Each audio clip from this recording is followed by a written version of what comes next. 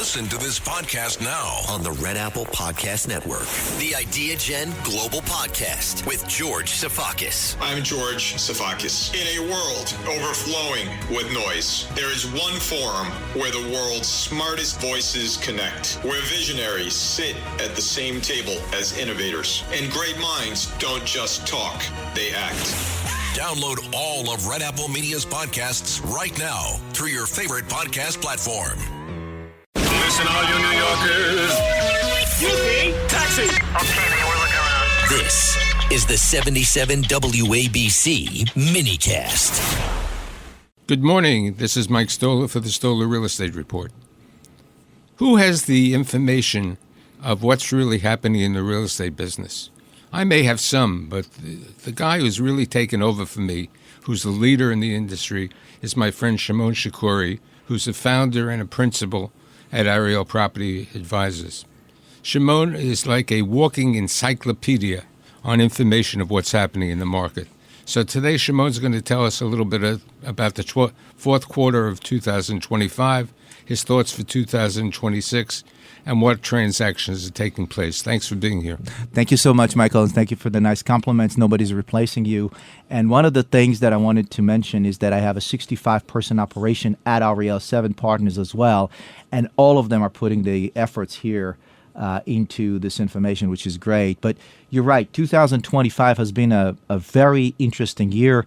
One of the things that investors looked at is the rule of three. They looked for value, they looked for fundamentals, and they looked for places where policy incentivized them to transact. And that's exactly what we saw. We saw that sellers were in many cases forced to sell, but in many cases wanted to stay in, which again adds to the conviction of New York City investment. We saw $35 billion, which is a 24% growth year over year. And the one word that comes to mind is momentum. And I'll tell you why. It's because the second half of the year was a lot more robust. By about you had some major transactions the second half of the year. Exactly. You had Paramount, you had 590 Madison. These two together are more than $5 billion. You had 800 Fifth Avenue. You had Waterside a recap. And so you had some major transactions, like you said, in the second half of the year. The food groups, multifamily, office development, were very transactional and interesting. Multifamily was about 25% of all transactions. And as you know, in multifamily, you have the rent-stabilized world, which is challenged. You had affordable housing, which is doing well. And you have free market, which is doing exceptionally well. On the rent-stabilized world, as we all know, we've still suffering with the HSTPA, the Housing Stability and Tenant Protection Act of 2019. That's the regulation that changed how rents can grow, and they can't grow as much moving forward. So part of the sales that you see, or big part of the sales, are distressed sales.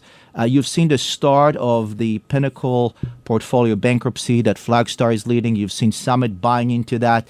Which is interesting because Summit's an Israeli-based company, correct? Yes, and they've been here before buying rent-stabilized multi. But what's interesting about their buy is the value. The valuation is about 40% compared to what it was pre-2019. And these are public numbers, so you can actually verify them, which is pretty interesting. So you have sellers that have to sell in the rent-stabilized world. You also have sellers that had enough. And so you saw a company like Related just doesn't need to sell, not forced to sell, but made a decision to sell their one of their portfolios in the Bronx to PH Realty at a 24% discount, not 40% discount. So still a discount, but not as heavy. And the reason these buyers are buying is because of the basis, because of that discounted basis, the fact that you can get a relatively high cash-on-cash return day one. And their understanding and our understanding that HSTPA, the Housing Stability and Tenant Protection Act, is just not sustainable. What's really interesting also is to see another transaction, or the tail end of a transaction that took place, which is the LEFRAC transaction, which started as a rent-stabilized transaction and ended as affordable housing. Got in Article 11. And that's a tool that the city has. Explain in Article 11. It's essentially giving an owner the ability to have a tax shelter for a very long period of time, let's say 40 years, but the building has to be affordable housing, has to cater to lower income tenants. In some cases, in most cases, has to also go through a major rehab. There's some cocktail of subsidies and financing that's involved in many cases. So that is a tool that the city and state have if they wanted to convert some of these rent stabilized into affordable housing, which is really a win in many cases for the tenancy, for the city, and allows a mission-driven investor to also have an economic value long-term to sustain that affordability. How are these programs like the 485X and the other programs helping out? Yeah, that's a great question because that is the development. And you're talking about the 485X, and we'll talk also about the 467M.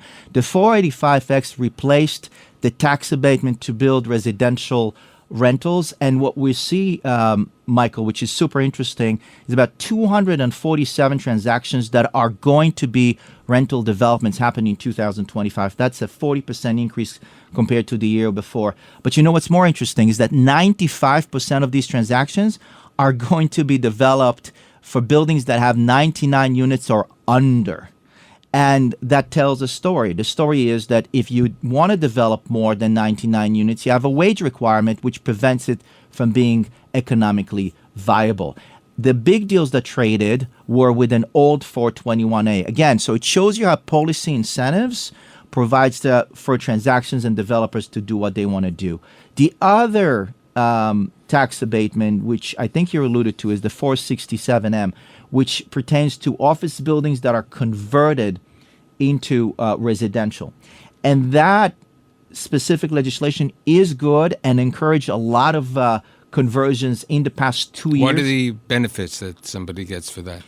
You get a relatively long benefit, more than 30 years, and you got to set aside 25% for affordability.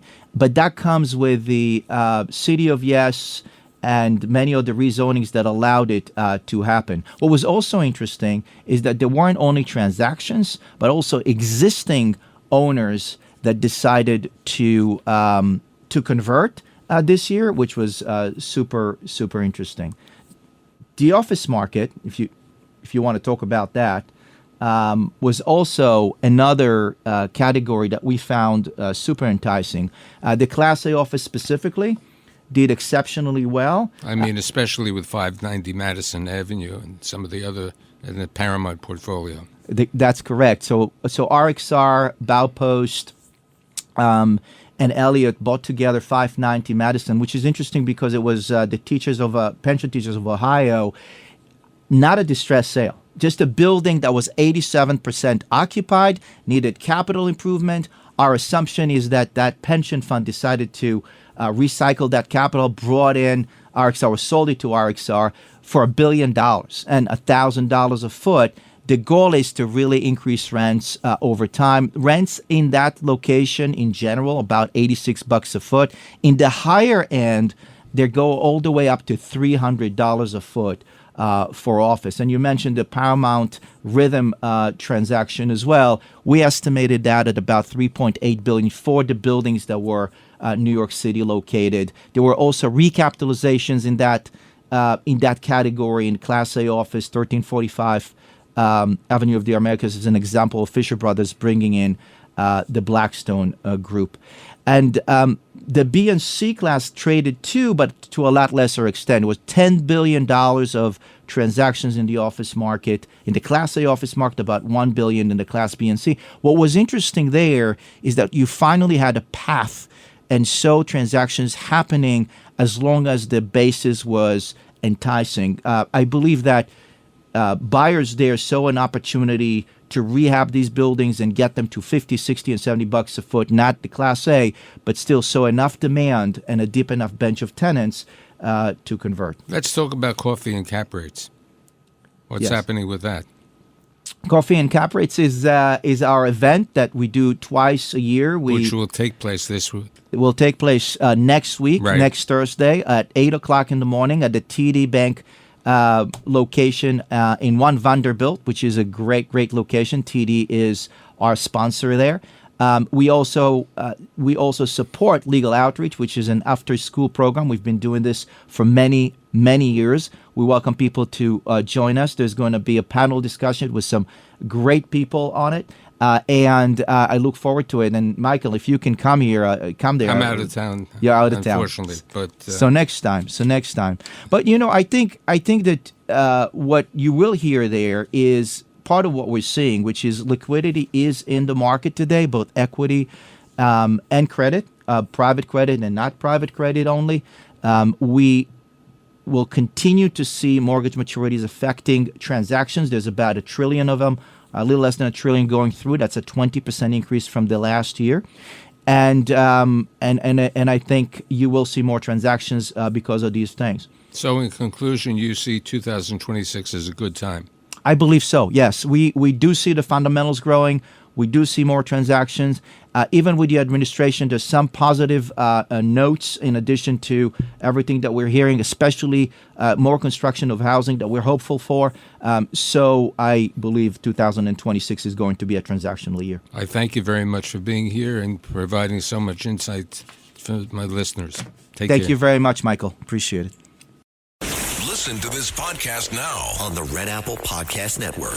The Leadership Thread with Dr. Peggy Polonis. I'm Dr. Peggy Polonis. Join me on each episode where I unravel the story that shaped leaders, tracing the thread that led them where they are today. Because leadership isn't born in adulthood. And thank you once again for joining us on the Leadership Thread, education, ethics, and sustainability. Download all of Red Apple Media's podcasts right now through your favorite podcast platform.